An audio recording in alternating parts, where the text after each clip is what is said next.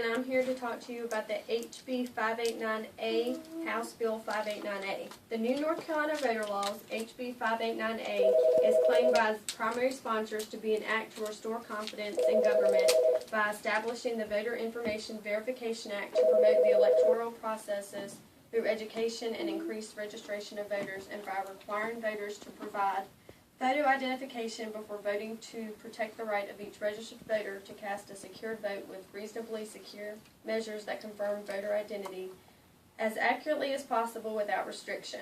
The purpose of this presentation is to answer the question, how do new North Carolina voter laws such as cuts to state-supported voter registration drives and pre-registration for 16 and 17-year-olds increase the number of people who can challenge voters inside of voter precincts, and of course Photo identification affects certain populations in North Carolina today. To answer these questions, the new North Carolina voter laws will need to be conceptually defined. From the conceptualization, a brief exploration of the new North Carolina voter laws must be conducted to identify any relevant impact on certain populations in North Carolina today. If positively identified, said laws must be more thoroughly explained to North Carolina constituents, so we as voters can be informed of our rights and responsibilities that come with voting in our state. Thanks to an amendment from a Democratic state senator, the law specifies that North Carolina must continue to offer the same number of aggregate early voting hours as were available in 2012 for presidential elections and 2010 for midterm elections. But it still took away 7 calendar days that were previously available to North Carolina voters to head to the polls. The law also ended same-day registration and pre-registration for 16 and 17-year-old voters who will be 18 on Election Day. Studies have shown that voter restrictions tend to disproportionately impact women, minorities, and low-income voters, demographics that tend to swing Democratic. In September, the Justice Department filed a lawsuit against North Carolina charging that the law intentionally discriminated against minority voters. A recent study by the Brennan Center for Justice at New York University Law School found that early voting has been popular in North Carolina. At least 32 states, as well as the District of Columbia, have laws that allow individuals to vote early and in person without an excuse, according to the Brennan Center. North Carolina is one of the 9 states with the highest rates of participation. Michael Dickerson, Director of Elections for Mecklenburg County, North Carolina, said the early voting period reduced the rush of people on the evening of Election Day. Rosemary Blizzard, the Board of Elections Director for Wayne County, said there is more time to control things during early voting, and this helps to make sure that everyone who is entitled to a ballot gets a ballot. It's just harder to do that on Election Day.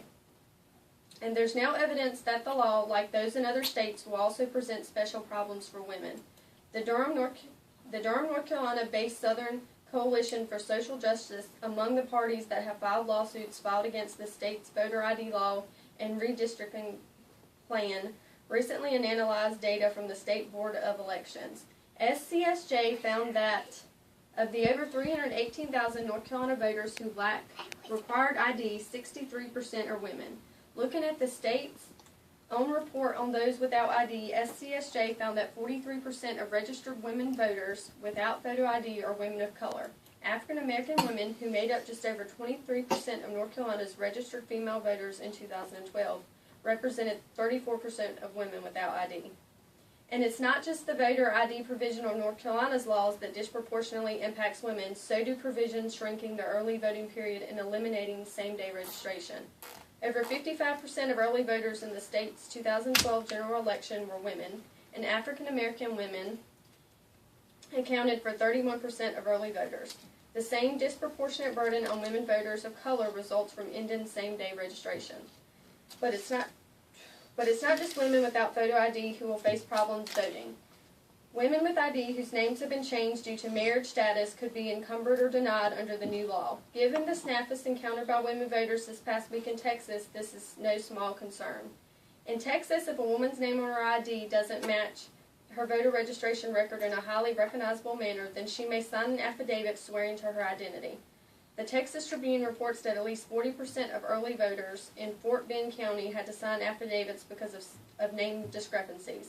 In Travis County, 20% of nearly 32,000 early voters signed affidavits, most of them women, according to Travis County Clerk Dana DeBoer. Senator Davis, who is running for governor, was among those Texans who had to sign an affidavit to vote. Ironically, it was David's last Second Amendment to that state voters' ID law that allowed for the affidavit safeguard. But North Carolina lacks that same safety net as SCSJ states in their report. If North Carolina's new photo ID requirement goes into effect in 2016, there will be no affidavit option. If a person's photo ID is not deemed acceptable, that person will simply be turned away from the polls. And the people most likely to have these non-matching documents are women voters. So after looking at all of these facts, do you think the sponsors of these new voting laws have fulfilled their claims? When they state that House Bill 589 is an act to restore confidence in government by establishing the Voter Information Verification Act to promote the electoral process through education and increased registration of voters, and by requiring voters to provide photo identification before voting to protect the right of each registered voter to cast a secure vote with reasonable security measures that confirm voter identity as accurately as possible without restriction. I guess each voter will just have to decide for him or herself. Do you have any questions you would like to ask me? If this new law passes, when will it go into effect?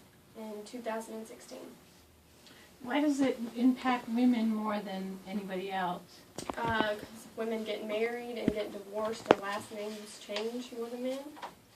And they also change their hair color, and they get haircuts more often than men, changing their appearance. Do you have any other questions for me? Thank you. Thanks for your time. Okay.